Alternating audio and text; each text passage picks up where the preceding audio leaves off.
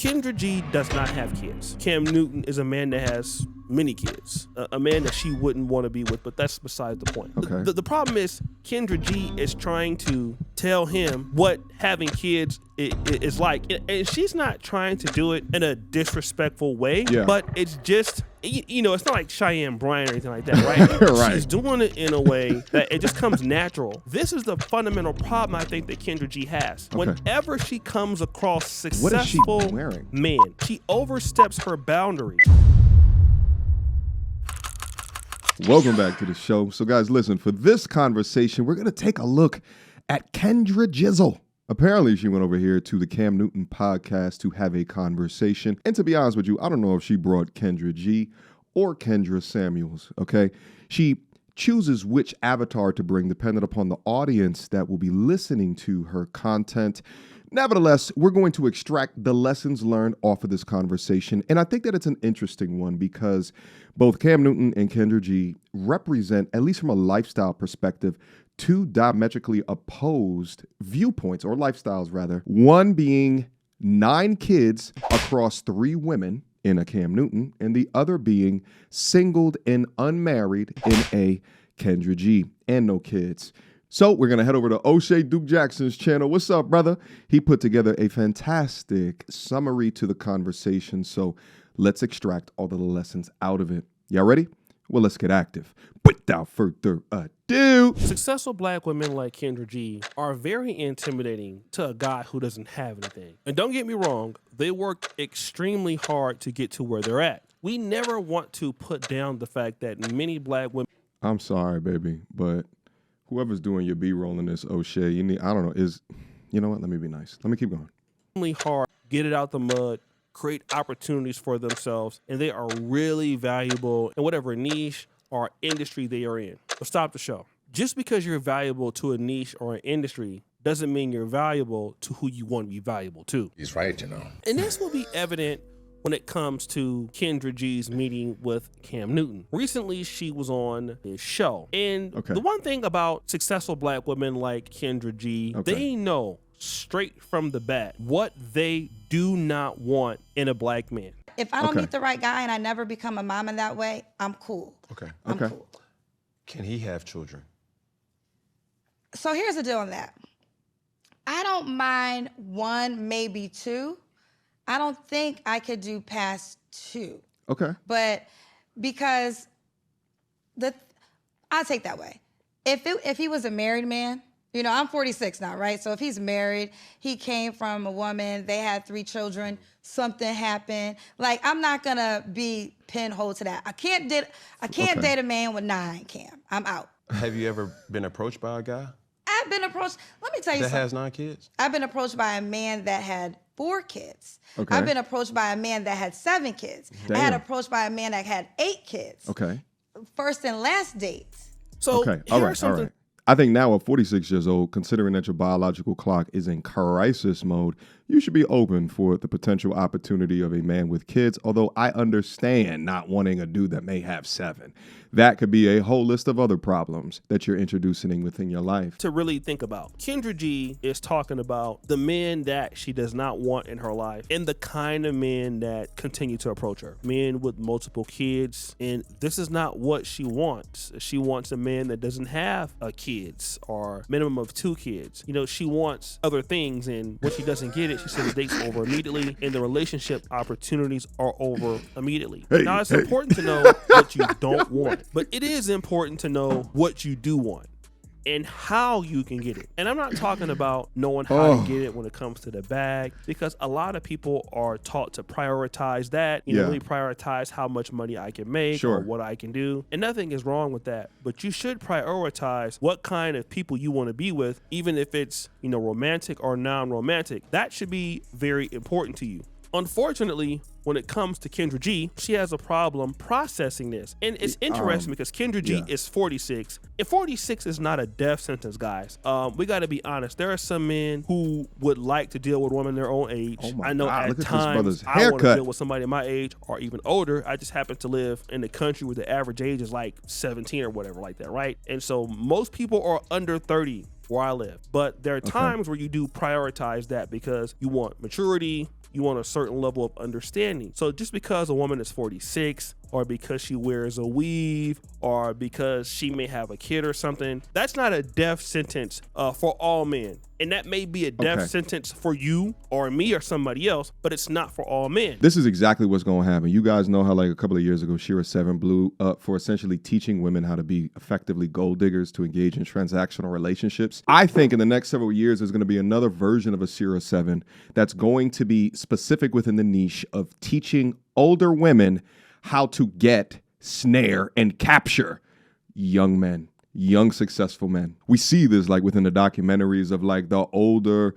white women or like the successful black women that will go over to like a Jamaica or something like that to go get their backs twisted and rearranged by the yard men them. That right now is undercover and they haven't really officially owned it yet, but I'm trying to tell y'all it's gonna be a content creator out there that's gonna have a rule book of how to bag and tag young, successful, valuable men. And there's a lot of truth to what O'Shea is saying, but I'd say the one piece that he's forgetting within this, maybe he says a little bit later, is that women's options significantly narrow with time. But what doesn't narrow within that same time is their standards or their expectations of men. And even if some of their requirements changed, the men that they overlooked previously are not checking for them later on in life. The men haven't really changed, maybe besides upgrading their value within the economic dating marketplace, but her and women like her position have shifted. Now, to be fair, it recalibrates with both men and women, but women take the brunt of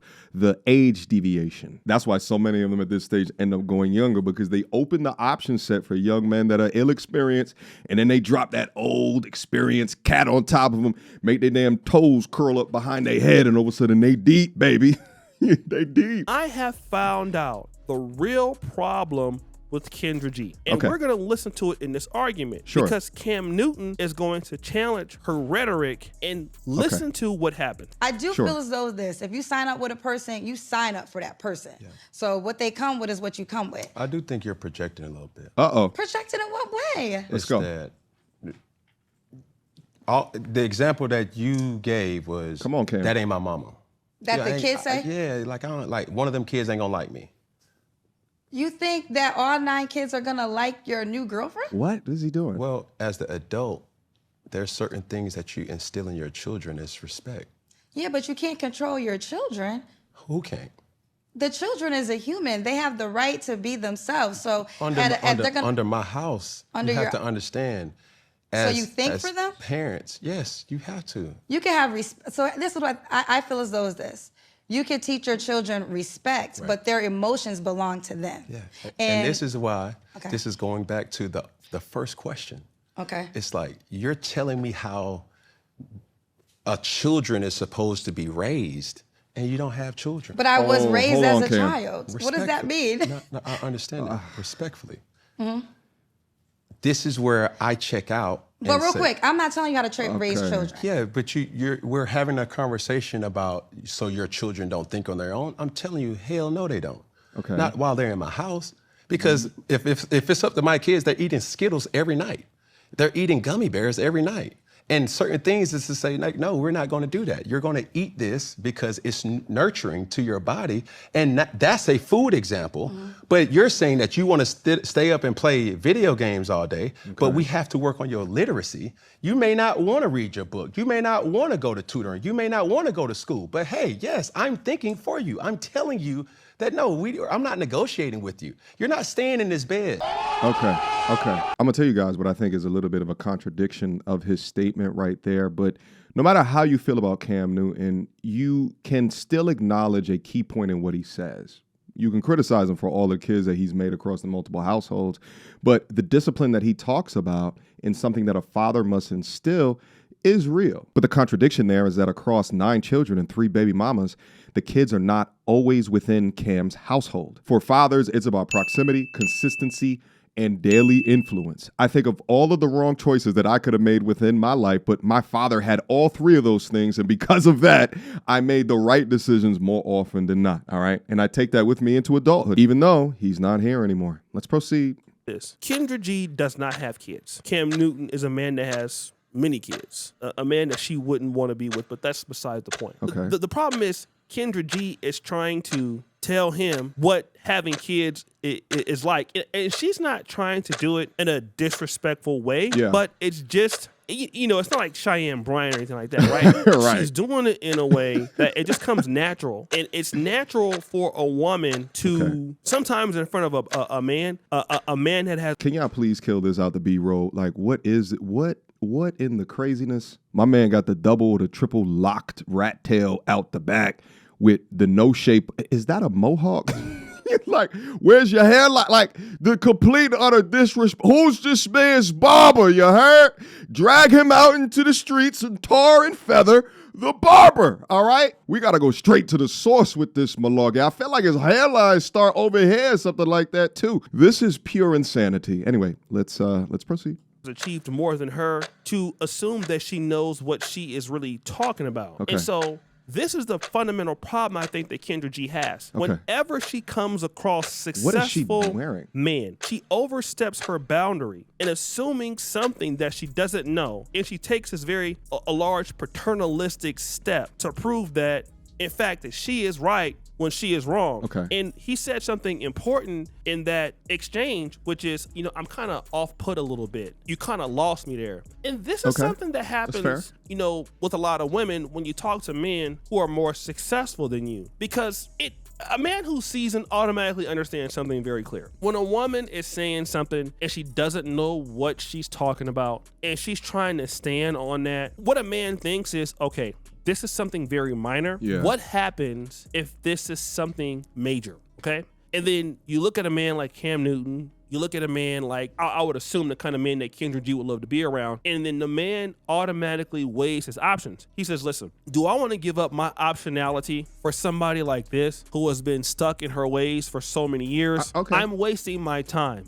And so what Kendra G believes is she's leaving the dusty dudes on the date. The date's over and the opportunity's over. When she reacts like she did with Cam Newton, the men that she wants are doing the same thing. They basically are running the same system on her. A lot of women just don't understand that their conversation loses men a lot. It's not even something that you actually do. Because here's something that a lot of seasoned men can understand. Your conversation about normal things, we're not even talking about relationships. Yo, get this man We're off my just screen. talking about something that has nothing really to do with you. But the way that a woman can process her ideas and to put her stuff out there, for a man who has enough experience, he'll just transcribe that into, well, what if that was about me and her? Right. And if that was about me and her, I can be almost 100% sure she just would not understand and she wouldn't take the correction.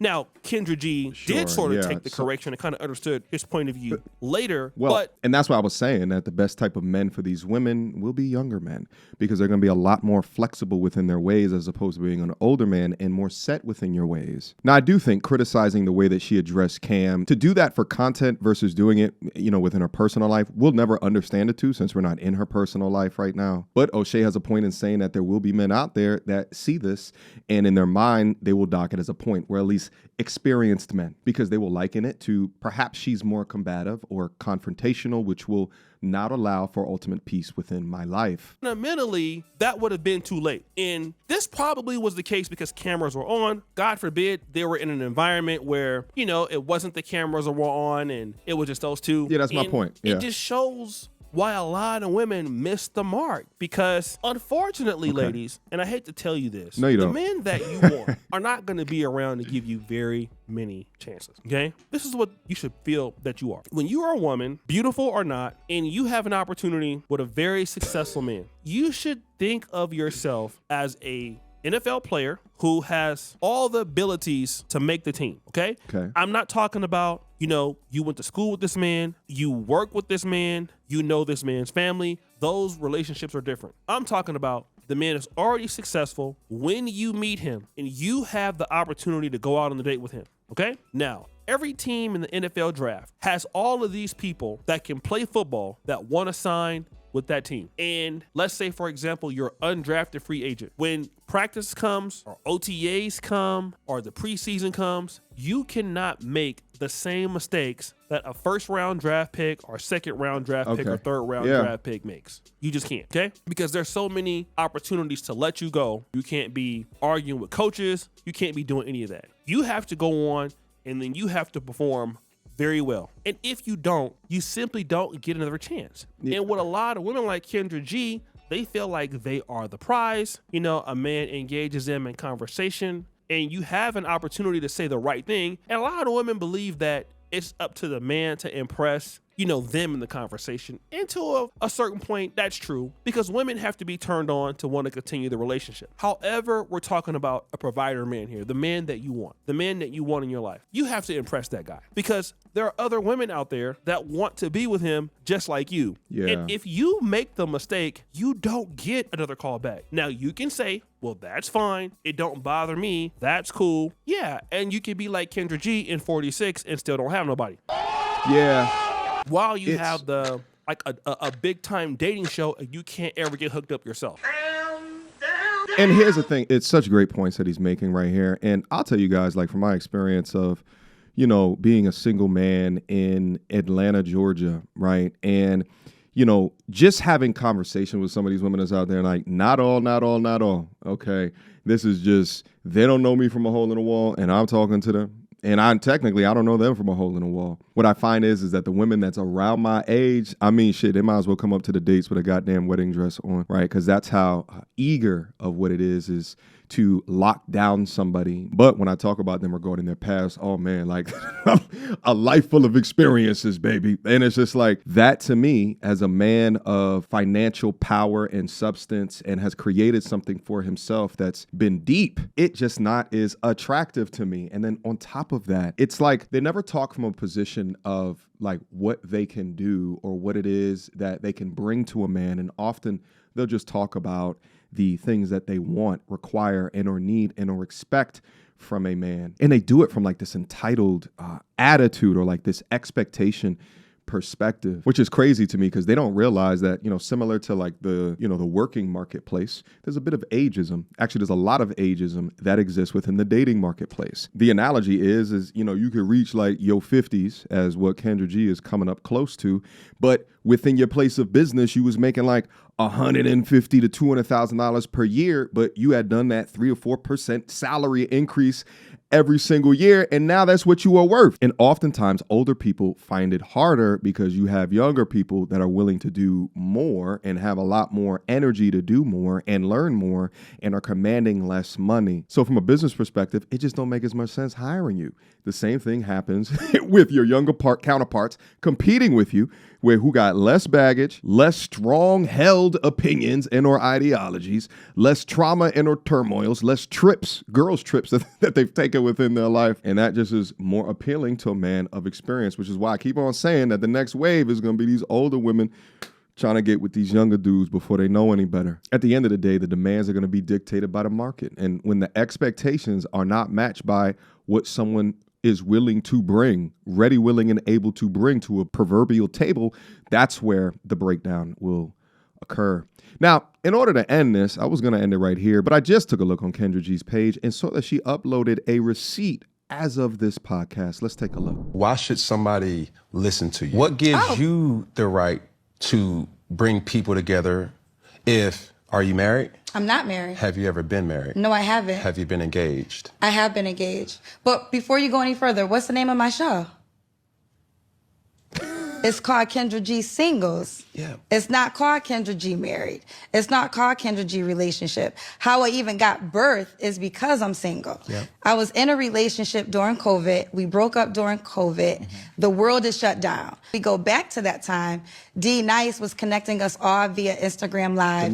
With music. So literally, I'm like, if I feel this way single, I know other people around the world probably feel this way single. So then I went on IG Live and I said, listen, I'm hooking up single people tonight.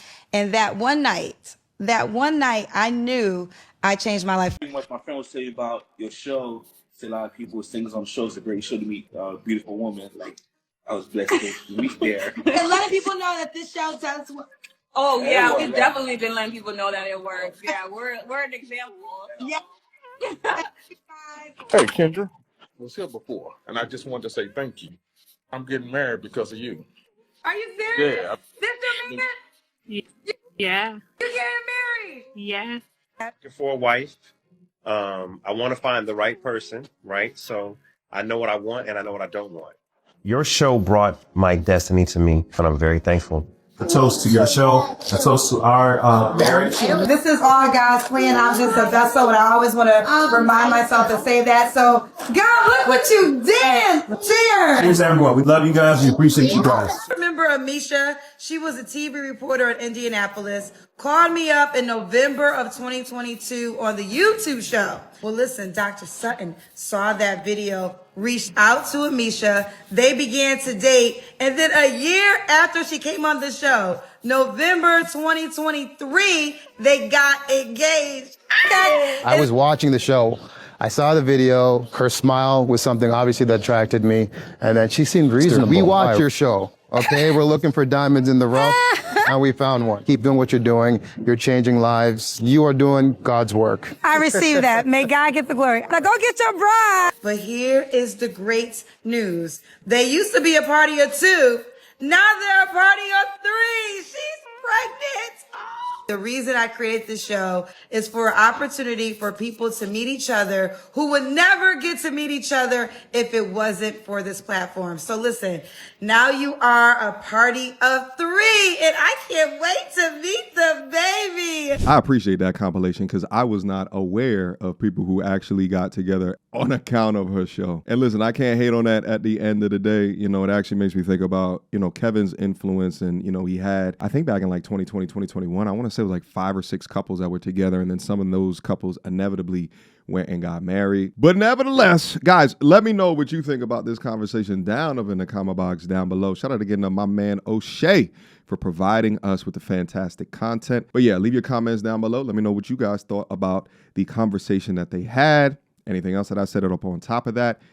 And I will see you guys very, very soon. Until next time, y'all, stay safe out there. Peace. You is ratchet as they come. Rainbow weaves and bat wing lashes, weighing more than a man. What time is your football practice? I bet you can hit that A gift like a mug. How you big back it? Said a man must buy you gifts. Where here goes a Fitbit tracker. Are you mad? Cause you got 3 kids by 4 different dads. You pick cookies, then you bash. Oh man, when you get sad.